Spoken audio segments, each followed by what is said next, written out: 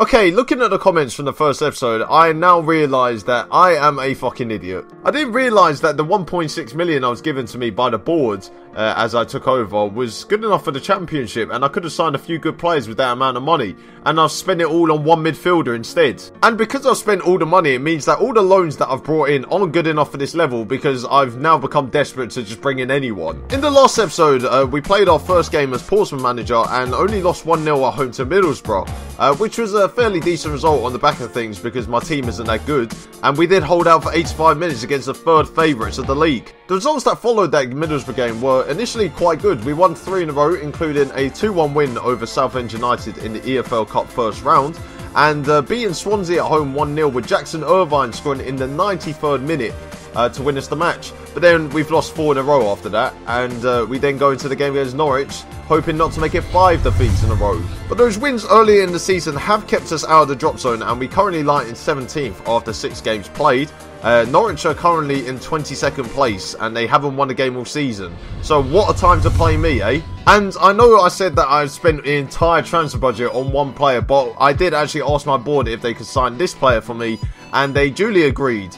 And Bakary Sakho joins us from Birmingham City, who are currently in League One, for 350,000, and he will be playing on the left wing and replacing Carl Bennett, who apparently isn't good enough for this level.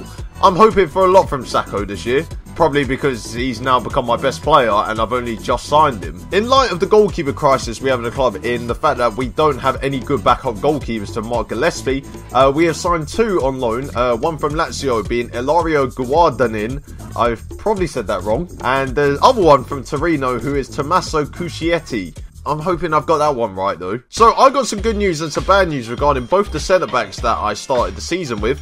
Evangelos Siamis won his first cap for Greece, which is pretty surprising seeing as he's been incredibly average since he joined me from Man City. And the bad news is that Jack Watmore broke his foot, which means he's now out until January.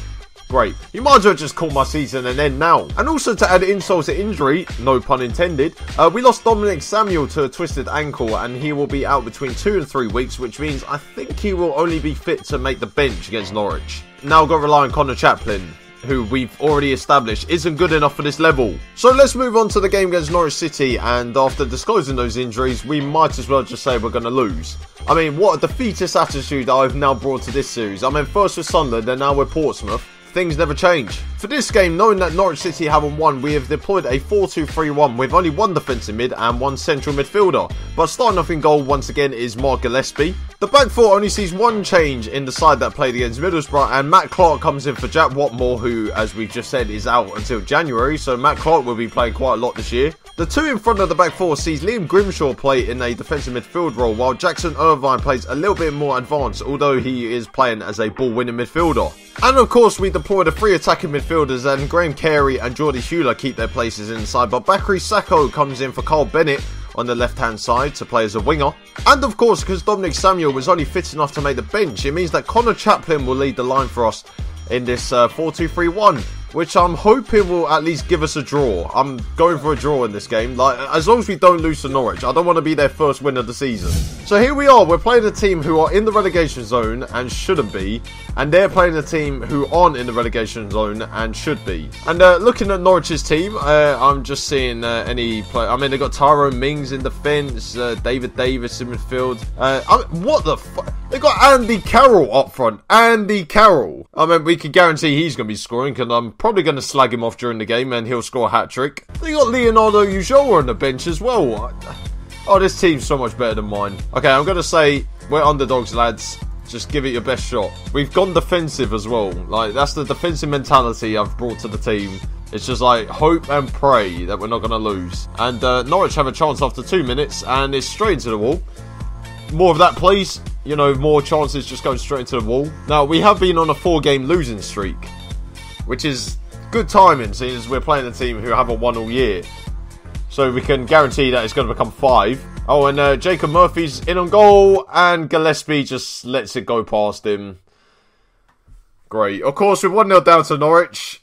We're down into the relegation zone now. Everything's changed. Oh no. But no, Jacob Murphy just like cuts inside. Gillespie does a come off line and then just lets it go straight through him. Great goalkeeper, and I have to admit, from a goalkeeper himself. And Norwich on the attack again, and Jacob Murphy's found himself on the left-hand side this time. And it's come to Johnny Howson, and he fires it over. Shall we make a bet on how many games it's going to take on a live com until I actually win one? And I'm not allowed to use FA Cup games against lower league teams. I'm going to say 6 games, I think. 6 live com games. So we'll take the first one against Middlesbrough. This is the second one against Norwich. So 4 more, and then we'll probably win one on a live com. Oh, Jacob Murphy. It's a good save by Gillespie. It's such an awkward save. And finds Chaplin. Finds Sacco. Straight into the defender. It's a shame that our only highlight of the half was a shot getting blocked. Oh, and Sacco again. Oh, plays it Schuler. Oh, mine! Puts it wide. Oh, we had an opportunity there. It was a big opportunity there, but we're losing at half time. What a surprise. Do I even say unlucky? I mean, we're 22nd in the league now. I mean, is that where we're going to end up for the rest of the season? I've got a player who's like injured, and I might have to bring him on just because he can score, or hopefully he can score.